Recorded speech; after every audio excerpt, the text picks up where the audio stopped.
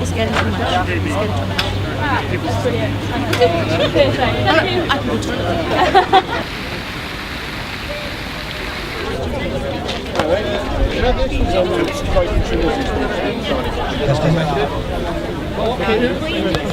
We're forming up and we're going to march down Queen Street. We're going to march down Queen Street loud and proud.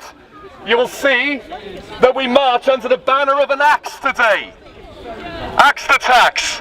So as we march down Queen Street, if it's a bit like busy because of this Rugby League World Cup, then just look in here and you'll see the axe. Hello Richard, how are you? Well, I'm the Managing Director for the Welsh Tenants. We represent tenants across Wales. We have about 320 tenant resident group members across Wales. We're co-funded by the Welsh Government to represent the interests of tenants in Wales. Our mission as an organisation is to enhance the rights, representation and housing standards for tenants.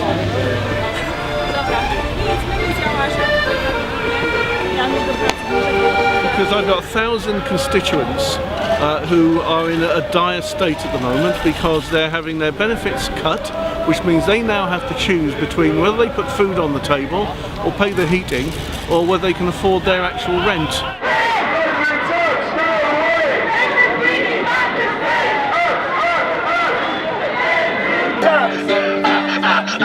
The bedroom tax, these are the facts. The bedroom tax. We're marching today because we want to take the message back to Westminster. The bedroom tax is not right for Wales.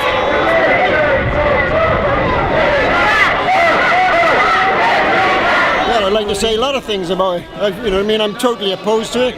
I'm totally opposed to the government's austerity programme. That is an alternative. And the sooner they axe the tax, the better off for everybody concerned.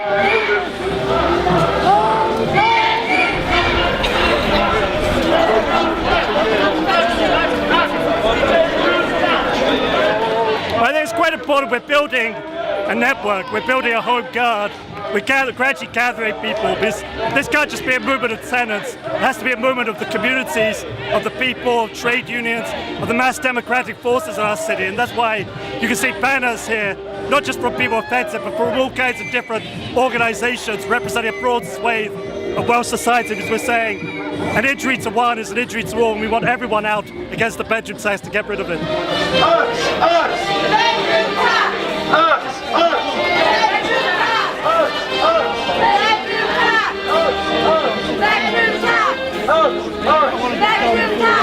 Firstly, there are between 37,000 and 40,000 families impacted by this bedroom tax in Wales. 2/3 of those have a disability. For every 70 people who want to downsize, there's only one property available, so that we have a real issue about a shortage of supply in relation to people, even if they did want to downsize. One woman, for example, was in a coma, had a lung problem, and she was given an appeals letter while she was in the coma. I think the way that people are treated is totally insensitive to their own lives and to the problems that they're currently going through. I have one constituent who is disabled, who lives in a disabled flat. She has one spare room which she uses to charge her wheelchair, and which she hopes may be there so that if she needs a carer to come in from time to time, that she will have that facility. And she's being told that that is surplus and she doesn't know how she's now going to pay her bills. And that is a story that is up and down. We're talking about disabled people with nowhere to store their essential equipment. We're talking about teenage kids who are expected to study for exams in the same room as toddlers. We're talking about separated fathers who are denied access to their own children. We're talking about people being denied the space that they need to live a life of dignity. Yeah, just to say, in Cardiff there's 4,000 people affected by the bedroom tax.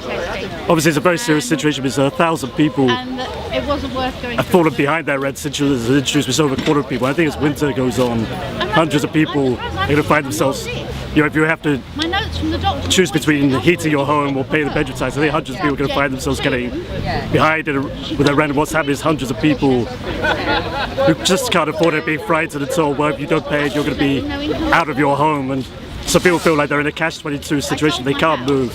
There's nowhere to move to. They can't afford the bedroom tax, and so and it's a very desperate situation. So that's why I think we need to get organised. I mean, what really helped me was the reception we got in town. When about sort of 150, 200 of us marched down there chanting with our banners, whatever else. People were shaking their fists, we had kids joining in. I mean, it was just really good. It's been a good fight, but I think it's conveyed our fighting message.